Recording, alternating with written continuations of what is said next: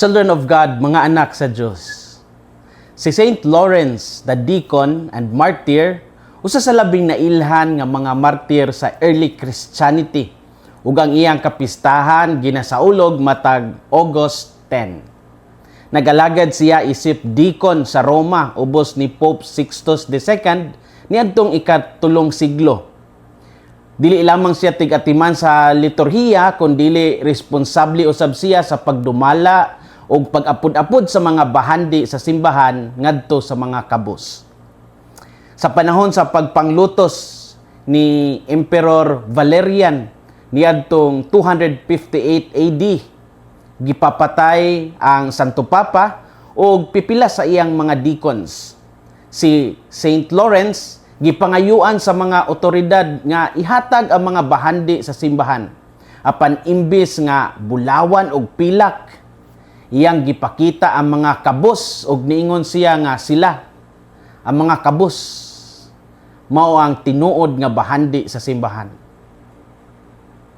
Tungod niini naturalmente gidakop siya og gipailahom sa grabing pagdagmal og kulata. Sumala sa tradisyon, gisunog siya ibabaw sa usa ka gridiron hangtod sa iyang kamatayon. Bisan sa taliwala sa iyang pag-antos, nagpabilin siyang lig-on sa iyang pagtuo og gugma kang Kristo. Gani, nakaingon pa siya nga ipabali na ang iyang lawas kay naluto na ang pikas niini. Mao nga si Saint Lawrence, deacon and martyr, nahimong simbolo sa usa ka kinabuhi nga hingpit nga gitugyan sa Dios ug sa pag-alagad sa mga kabus. Sa ebanghelyo karong adlaw, nagisgot si Jesus bahin sa usa ka liso sa trigo nga kinahanglan mahulog sa yuta ug mamatay aron makahatag kini og daghang bunga. Dili ni ordinaryong istorya bahin sa pagpanguma. Kini usa ka hulagway sa kinabuhi ni Kristo ug sa matag tawo nga gusto mosunod kaniya. Unsay makutlo nato karong adlaw? Unang punto, ang kinabuhi nga dili puy-an alang sa uban dili mamunga. Ang liso sa trigo adunay dakong posibilidad apan kinahanglan una kini mahulog sa yuta. Kung magpabilin lamang kini sa kamot sa tao, dili kini mahimong tanom o dili kini makahatag og bunga. Mausab kini ang mensahe ni Jesus bahin sa atong kinabuhi.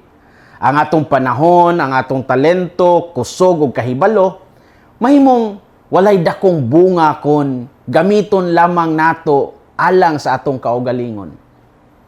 Sigon pa ni Jesus, unless a grain of wheat falls to the ground and dies, it remains just a grain of wheat. But if it dies, it produces much fruit. John 12:24. Sa binisaya nga hubad, kung ang liso sa trigo dili mahulog sa yuta og mamatay, magpabilin lamang kini nga usa ka trigo, apan kun mamatay kini, mamunga kini pag-ayo. Ang kamatayon dinhi dili lang literal nga kamatayon.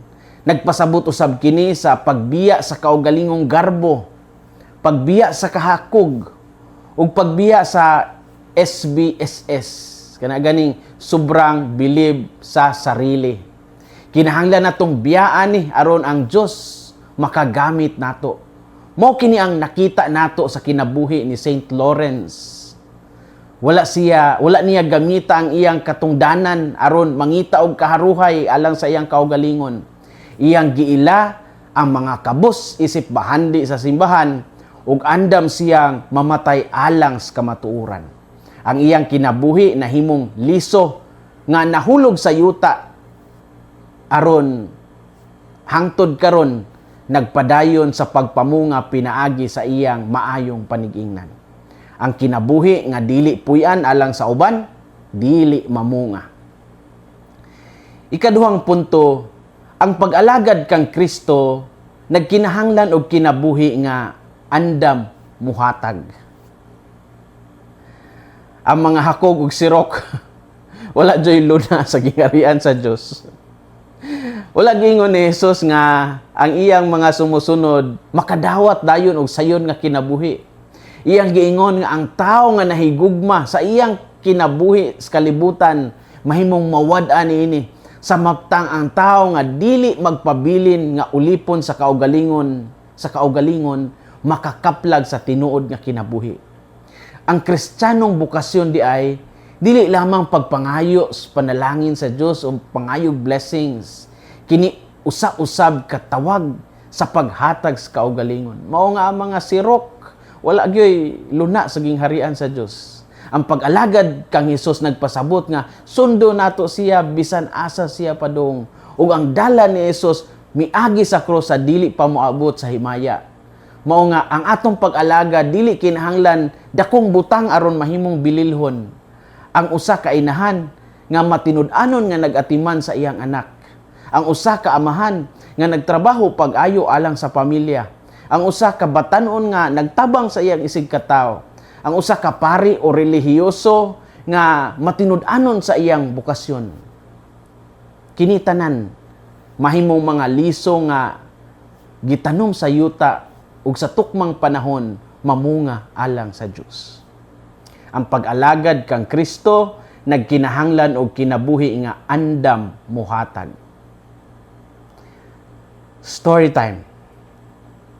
Sa panahon sa mga communist persecutions sa Eastern Europe, ilabi na gikan sa pagkahuman sa ikaduhang gubat sa kalibutan hangtod sa mga dekada sa 1950s ug 1960s, daghang pari ang gidakop, gipriso o gipugngan sa ilang mga ministries. Sa pipila ka mga nasod sama sa Romania, sa kanhing Czechoslovakia, Hungary ug Poland, ang mga authorities naningkamot sa pagpugong sa dayag nga pagpractice sa religion.